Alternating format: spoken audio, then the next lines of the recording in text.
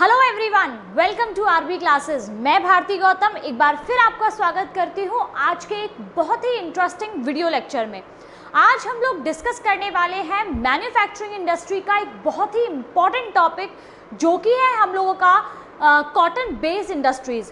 हम लोगों ने क्लासिफिकेशंस पढ़े थे जिसमें हम लोगों ने बहुत सारे पढ़े थे और पहला जो क्लासिफिकेशन था वो था हमारा रॉ मटेरियल के बेस पर कि हमारे रॉ मटेरियल का सोर्स क्या है, जिसे हमने दो पार्ट्स में डिवाइड किया था। First one is agro based and second one is mineral based industries.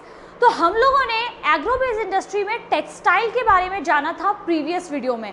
अगर आपने वो वीडियोस अभी तक नहीं देखे हैं तो डिस्क्रिप्शन बॉक्स में आपको लिंक मिल जाएंगे, तो पहले आप वो वीडियोस देख लीजिए ताकि एक बेसिक इन्फॉर्मेशन आपको मिल जाए, ताकि इस टॉपिक से आप खुद को रिलेट कर पाओ। तो आज का जो टॉपिक रहेगा टेक्सटाइल में ही हम लोग आगे डिस्कस करने वाले हैं कॉटन टेक्सटाइल इंडस्ट्री के बारे में।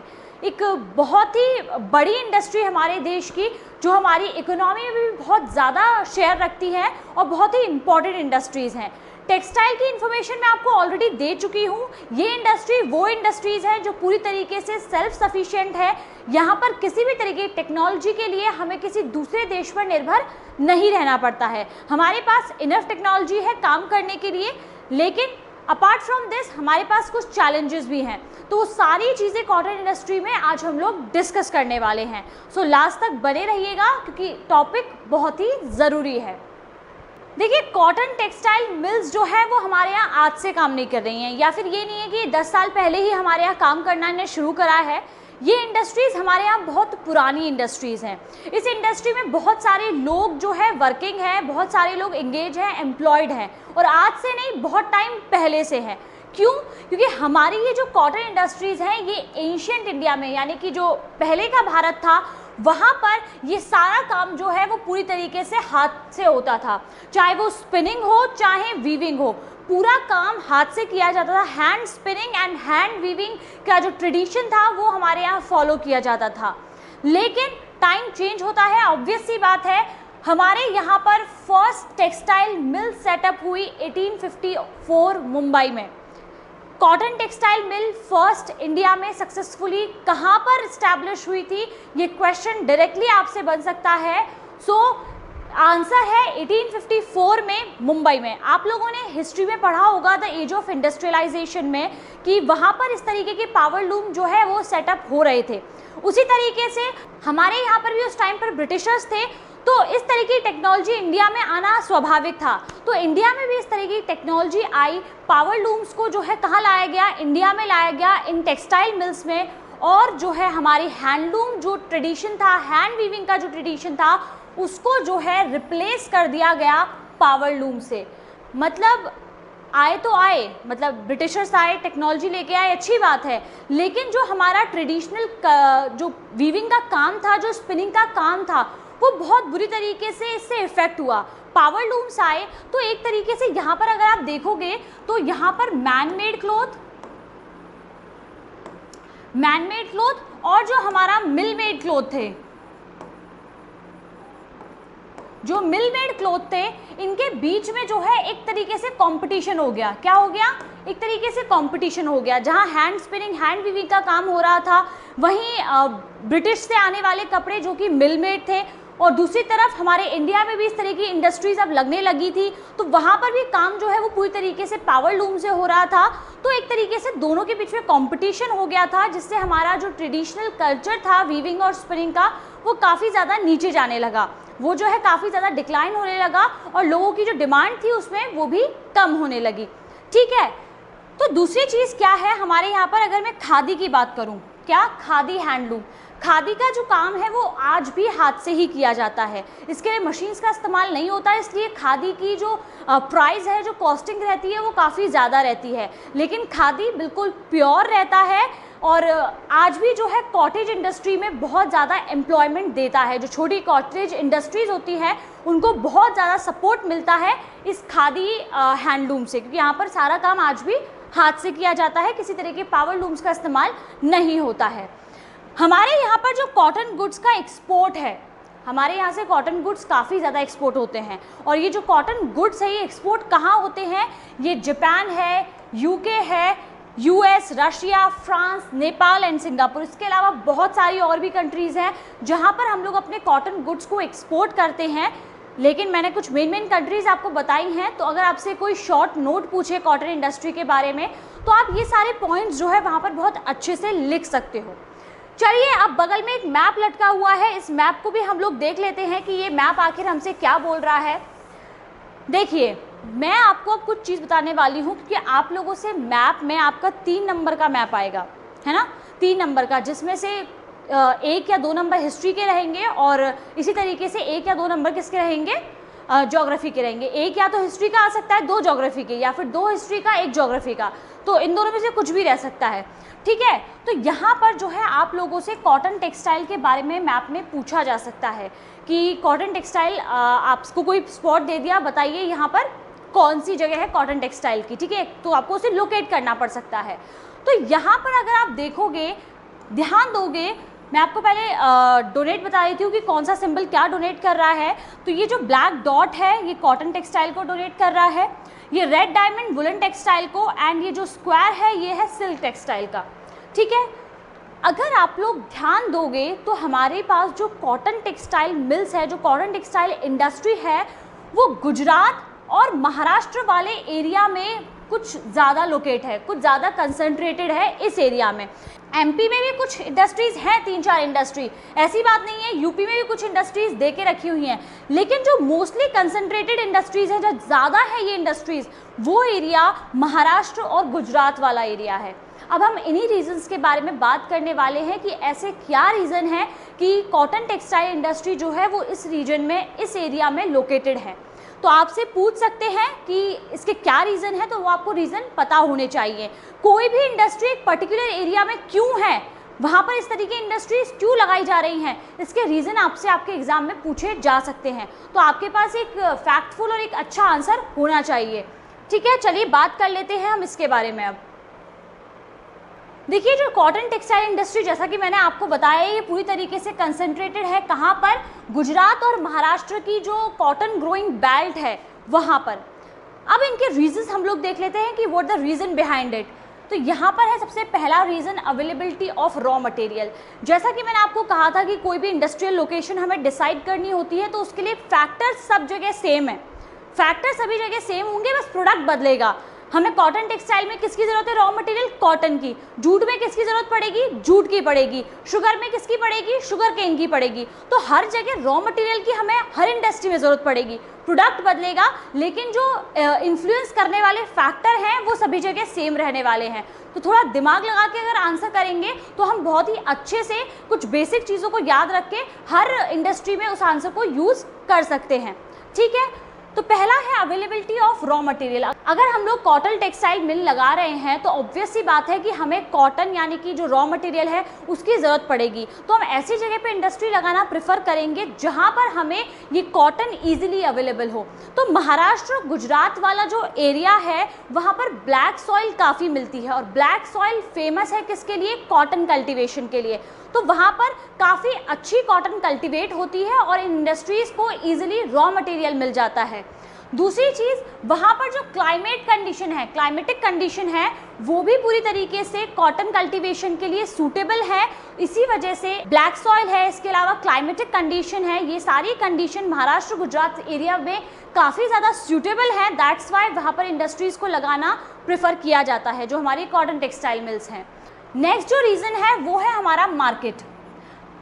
महाराष्ट्र गुजरात वाला एरिया काफ़ी पॉपुलेटेड एरिया है, तो यहाँ पर मार्केट जो है वो काफ़ी ऑन ग्रोइंग मार्केट है। एक जगह सिमटा रहने वाला मार्केट नहीं है कि थोड़े से एरिया में ही है, वो एरिया काफ़ी बड़ा एरिया है, पॉपुलेटेड एरिया है। तो यहाँ पर प्रोडक्शन करने के बाद उसको सेल करने के लिए मार्केट बहुत अच्छा है, उसे इजीली सेल आउट किया जा सकता है। एक ऑन ग्रोइंग मार्केट है जो कि इंडस्ट्रीज़ की लोकेशन के लिए बहुत ज़रूरी होता है। तो यहाँ पर वो मार्केट भी उनको मिल रहा है महाराष्ट्र गुजरात वाले एरिया में। दैट्स वाई यहाँ पर कॉटन टेक्सटाइल मिल्स को लगाया जाता है। नेक्स्ट जो है वो है हमारे पास ट्रांसपोर्ट। क्या है, ट्रांसपोर्ट। अगर मैं बात करूँ यहाँ पर मेनली तो मैं यहाँ पर पोर्ट्स की बात कर रही हूँ। देखिए, मैंने आपको बताया था कि इस वाले एरिया में, ये जो महाराष्ट्र वाला है और ये गुजरात वाला एरिया है, यहाँ पर इंडस्ट्रीज़ को लगाया जा रहा है। इसका रीज़न एक ये भी है कि ये दोनों ही एरिया जो है हमें ट्रांसपोर्ट की बहुत अच्छी फैसिलिटी दे रहे हैं। हमारे यहाँ से कॉटन गुड्स को एक्सपोर्ट किया जाता है, ये मैं आपको पहले ही बता चुकी हूँ, और अच्छी खासी क्वांटिटी में किया जाता है। तो उस एक्सपोर्टिंग के लिए हमें किसकी ज़रूरत है? अच्छी ट्रांसपोर्ट फैसिलिटी की। तो यहाँ पर ये जो एरिया है, चाहे आप पोरबंदर वाला ले लीजिए, मुंबई वाला एरिया ले लीजिए, ये सारे एरिया जो है कोस्टल रीजन है। क्या है? Coastal region. तो हमारे पास जो वाटर वे है वो एक बहुत ही चीप वे है, जिसकी वजह से हम एक्सपोर्ट कर सकते हैं। ज़्यादा खर्चा भी नहीं आता और ईजिली हम एक्सपोर्ट कर भी देते हैं। तो यहाँ पर उस वे में भी हमारे पास एक बहुत अच्छी लोकेशन है, क्योंकि यहाँ से पोर्ट एरिया बहुत नज़दीक पड़ता है। ये दोनों ही कोस्टल एरियाज़ हैं, और कोस्टल एरियाज़ हैं, दैट्स वाई यहाँ से हम इजीली बाहर एक्सपोर्ट कर सकते हैं। तो एक ये भी वजह है जिसकी वजह से यहाँ पर इंडस्ट्रीज़ को लगाया जाता है, क्योंकि यहाँ से बिल्कुल कोस्टल रीजन है। आप चाहे मुंबई वाला एरिया ले लीजिए महाराष्ट्र में, पोरबंदर वाला एरिया ले लीजिए, चाहे आप गुजरात में, तो ये सारे एरियाज़ जो है बहुत ज़्यादा नज़दीक हैं समुद्र के। इसी वजह से यहाँ पर क्या किया जाता है? कॉटन टेक्सटाइल मिल्स को इस वाले एरिया में लगाया जाता है। अगर यहाँ से थोड़ा बहुत दूर भी है, औरंगाबाद है, सूरत है, जलगांव है, तो यहाँ से ट्रांसपोर्ट करना ज़्यादा मुश्किल नहीं होता है। सी पोर्ट तक लेके आते हैं और आफ्टर दैट वहाँ से एक्सपोर्ट चीज़ों को कर दिया जाता है। ठीक है, क्योंकि यहाँ पर जो बेसिक रोडवेज फैसिलिटी है वो भी काफ़ी अच्छी है। ठीक है, क्योंकि यहाँ पर पूरी तरीके से अर्बनाइजेशन है, पॉपुलेशन काफ़ी ज़्यादा रहती है, फैसिलिटीज़ इसलिए बहुत अच्छी है यहाँ पर। ठीक है, चाहे आप रोडवेज़ ले लीजिए और चाहे आप वाटरवेज़ ले लीजिए। दूसरी चीज़ हम लोग यहाँ पर बात करने वाले हैं वो है हमारा लेबर। क्या है? लेबर। मैंने जैसा कि कहा कि पॉपुलेटेड एरिया है, एरिया पॉपुलेटेड है, अर्बनाइजेशन है। क्यों है? क्योंकि यहाँ पर लोगों को एम्प्लॉयमेंट मिल रहा है, और एम्प्लॉयमेंट कौन सी इंडस्ट्री दे रही है? वो कुछ यही इंडस्ट्रीज़ दे रही हैं जो कॉटन टेक्सटाइल मिल्स वगैरह हैं। ये इंडस्ट्रीज़ लोगों को एम्प्लॉयड कर रही हैं। तो यहाँ पर लोगों को लेबर अच्छी मिल रही है काम करने के लिए। जब लेबर अच्छी मिल रही है तो ये एक बहुत ज़रूरी चीज़ है किसी भी इंडस्ट्री को कहीं सेटअप करने के लिए, कि उसमें काम करने वाले लोग उस जगह मिलने चाहिए। तो यहाँ पर ये फैक्टर बिल्कुल सूटेबल है उनके लिए, फेवरेबल है। दैट्स वाई जो इंडस्ट्रियलिस्ट हैं वो कॉटन टेक्सटाइल मिल्स को लगाना पसंद करते हैं ऐसे एरिया में।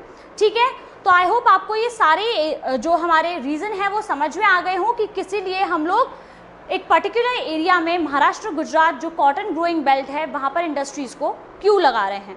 क्लियर है? चलिए, बहुत अच्छी बात है। अब मैं आपको कुछ और भी चीज़ें इस इंडस्ट्री से रिलेटेड बताने वाली हूँ, जिसमें जो पहली चीज़ है वो ये है कि ये इंडस्ट्री जो है हमारी दूसरी इंडस्ट्रीज़ के लिए सपोर्टिंग सिस्टम का काम करती है। मतलब दूसरी इंडस्ट्री को बहुत ज़्यादा सपोर्ट देती है। अब कैसे सपोर्ट देती है? तो देखिए, हमारे यहाँ पर जो भी कॉटन टेक्सटाइल मिल में वर्क होता है, स्पिनिंग है, वीविंग है, ये सारे वर्क जो है होते हैं, ये कौन करता है? हमारे इससे मदद मिलती है फार्मर्स को और जो है वर्कर्स को। ठीक है ना, इनको दिया बहुत बड़ा सपोर्ट, क्योंकि जो हमारा रॉ मटेरियल है वो कौन दे रहा है? वो हमारे फार्मर्स दे रहे हैं, वो हमारे फील्ड से आ रहा है, एग्रीकल्चर के थ्रू आ रहा है। तो वो अपना कॉटन टेक्सटाइल मिल्स को बेचते हैं, तो वहाँ से उन्हें फ़ायदा होता है। और जो वीविंग और स्पिनिंग वाले काम करने वाले लोग हैं, तो उनको एक तरीके से एम्प्लॉयमेंट मिल रहा है, तो उन वर्कर्स को भी बहुत ज़्यादा फ़ायदा हो रहा है। पहली चीज़। दूसरी चीज़ जो है, ये इंडस्ट्री बाकी अदर इंडस्ट्रीज़ के लिए भी बहुत इम्पॉर्टेंट है और एक तरीके से सपोर्टिंग सिस्टम का काम करती है। लाइक केमिकल्स है, डाइज है, पैकेजिंग मटेरियल है, ये सारी चीज़ें। क्योंकि कॉटन वाइट कलर का होता है, हम जो हर कपड़ा पहनते हैं वो वाइट तो नहीं होता है ना, कॉटन का कलरफुल भी होता है, तो उसको डाई किया जाता है जो डिफरेंट केमिकल्स होते हैं उनमें। तो वो केमिकल इंडस्ट्री को सपोर्ट कर रही है। दूसरी चीज़ जो पैकेजिंग इंडस्ट्री है, कि हम लोग के पास जो अलग अलग कपड़े पहुंचते हैं वो डिफरेंट तरीके से पैक होकर पहुंचते हैं। जो हमारे पास धागे आते हैं वो भी पैक होके आते हैं। तो इस तरीके से चीज़ों को पैकेज किया जाता है, पैक किया जाता है। तो वो काम कौन करता है? वो पैकेजिंग इंडस्ट्री करती है। तो इस तरीके से जो हमारी कॉटन टेक्सटाइल मिल है वो दूसरी इंडस्ट्रीज़ के लिए एक सपोर्टिंग सिस्टम का काम करती है, और जो हमारे फार्मर्स, वर्कर्स हैं, उनको भी बहुत ज़्यादा हेल्प करती है, उनके लिए भी एक सपोर्टिंग सिस्टम का काम करती है। ठीक है, अब देखिए, हमारे यहाँ पर मैंने आपको कहा कि हम लोग कॉटन को एक्सपोर्ट करते हैं, कॉटन गुड्स को जो है वो एक्सपोर्ट करते हैं। अब यहाँ पर हम कुछ एक्सपोर्ट करने वाली चीज़ों का परसेंटेज देख लें कि हम लोग क्या एक्सपोर्ट करते हैं और कितना एक्सपोर्ट करते हैं। देखिए, we have a large share in the world trade. दुनिया में होने वाला जितना भी ट्रेड है कॉटन का, उसमें जो है हमारा कितना है? 1/4। कितना है? 1/4, यानी कि 25% अप्रॉक्सली। किसमें? कॉटन यार्न में। कॉटन यार्न का पूरे देश में जितना ट्रेड होता है उसका 25% क्या करते हैं, इंडिया करती है, इंडिया एक्सपोर्ट करती है बाहर। हमारे यहाँ पर जो यार्न होता है यानी कि जो धागा होता है वो बहुत ही उम्दा क्वालिटी का होता है, बहुत ही बेहतरीन क्वालिटी का होता है, इसीलिए हम उसे बाहर एक्सपोर्ट कर देते हैं। लेकिन वही दूसरी तरफ अगर मैं बात करूं तो हमारे यहाँ जो ट्रेड है गारमेंट्स का, कपड़ों का जो ट्रेड है वो कितना है, वो सिर्फ और सिर्फ 4% है। कितना है, मतलब टोटल वर्ल्ड का सिर्फ 4% हम लोग गारमेंट्स को एक्सपोर्ट करते हैं। मतलब ये सोचने वाली चीज़ है कि हम लोग यार्न तो 25% एक्सपोर्ट कर रहे हैं और वहीं गारमेंट्स सिर्फ 4%। वाई? मैंने आपको जब टेक्सटाइल के बारे में पढ़ाया था तो मैंने आपको ये चीज़ बताई थी कि हम जितना वैल्यू ऐड करते जाएंगे, जितना वैल्यू एडिशन करेंगे, हमें उतना ही ज़्यादा प्रॉफिट होगा। लेकिन हम तो यहाँ पर क्या कर रहे हैं, हम तो इसमें बिना वैल्यू ऐड किए सिर्फ स्पिनिंग करके जो हमें यार्न मिला हम उसे एक्सपोर्ट कर रहे हैं और गारमेंट सिर्फ 4% एक्सपोर्ट कर रहे हैं। तो हम एक्सपोर्ट तो कर रहे हैं लेकिन उसका फ़ायदा हमें उतना नहीं मिल रहा है जितना कि मिलना चाहिए, because without any value addition हम उस चीज़ को एक्सपोर्ट कर रहे हैं। तो उसके कुछ रीजंस हैं, इस बारे में बात करेंगे हम लोग चैलेंजेस में कि ऐसे क्या रीज़न है कि इंडिया यार्न तो ज़्यादा एक्सपोर्ट कर रही है बट उसमें वैल्यू ऐड क्यों नहीं कर पा रही है और गारमेंट्स का एक्सपोर्ट क्यों नहीं बढ़ा पा रही है। तो उस बारे में हम लोग बात करेंगे। फिलहाल के लिए मैं आपको बता दूं कि इंडिया अपनी तरफ से पूरी कोशिश कर रहा है कि जो लंबा धागा है, गुड क्वालिटी का जो धागा है, उसको और भी ज़्यादा उसके प्रोडक्शन को बढ़ाया जाए। सिग्निफिकेंटली उसके प्रोडक्शन को हम जितना इंक्रीज करेंगे वो हमारे लिए उतना ही अच्छा होगा। तो उसको प्रोडक्शन को बढ़ाने के लिए और भी बहुत सारे काम किए जा रहे हैं। ठीक है, आई होप आपको ये चीज़ बहुत अच्छे से क्लियर हो कि हमने किस किस तरीके से इंडस्ट्रीज़ को एक एरिया में कंसंट्रेट किया है, उसके क्या रीज़न है। और इसके अलावा हमारी फर्स्ट कॉटन टेक्सटाइल मिल कहाँ पर स्टैब्लिश हुई थी और कब स्टैब्लिश हुई थी, ये बहुत डायरेक्ट क्वेश्चन है जो आपसे आपके एग्जाम में पूछा जा सकता है। और तीसरी सबसे बड़ी चीज़ जो कि है हमारे बीच ये जो एक्सपोर्टिंग के बीच में डिफरेंस आ रहा है, वो डिफरेंस क्यों है, वो हम लोग बात करेंगे चैलेंजेस में, जो कि हम बात करेंगे नेक्स्ट वीडियो में।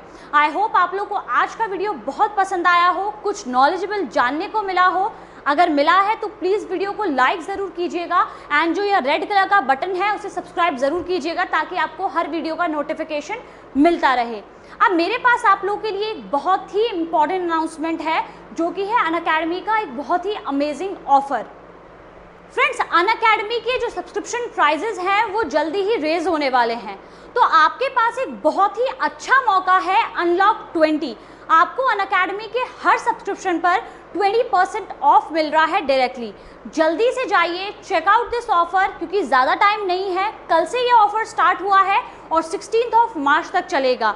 आपको कुछ नहीं करना है, जो भी सब्सक्रिप्शन आपको परचेज करना है नॉर्मली परचेज कीजिए और आपको मिलेगा 20% ऑफ डायरेक्टली अगर आप इन डेट्स पे परचेज करते हो। यहाँ पर आप मेरा कोड भी यूज़ कर सकते हो, that is my name Bharti G10। आप ये मेरा कोड यूज़ कर सकते हो जिससे आपको सब्सक्रिप्शन लेने में कोई भी परेशानी नहीं आएगी। जल्दी से जाइए इससे पहले कि डेट निकल जाए और आपके हाथ से ये ऑफ़र निकल जाए। जाके यूज़ करिए इस ऑफ़र को, 20% ऑफ डायरेक्टली मिलने वाला है। और हाँ, बता दूं कि प्राइजेस रेज होने वाले हैं, तो इससे पहले प्राइजेस बढ़े हम ऑफ़र ले लें, ठीक है ना। तो जल्दी से जाइए, checkout this offer and use this offer for your benefit. मिलते हैं नेक्स्ट वीडियो में कॉटन टेक्सटाइल मिल के चैलेंजेस के साथ और कुछ और अमेजिंग फैक्ट्स के साथ। तब तक के लिए अपना ध्यान रखिए, खुश रहिए, अच्छे से पढ़ाई करिए। Thank you very much everyone, bye bye.